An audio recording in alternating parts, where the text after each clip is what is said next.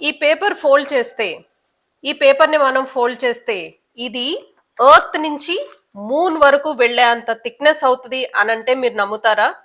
నమ్మాలండి. దీనికి ప్రూఫ్ కూడా ఉంది. సే ఫర్ ఎగ్జాంపుల్ ఇలా పేపర్ ఉంది. ఈ పేపర్ని మనం ఎన్నిసార్లు ఫోల్డ్ చేయొచ్చు అని మీరు అనుకుంటున్నారు? ఒక 10 టైమ్స్ ఫోల్డ్ చేయొచ్చా? 1 2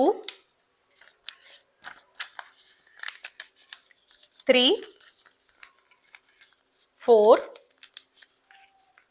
5 6 ఓన్లీ 6 టైమ్స్.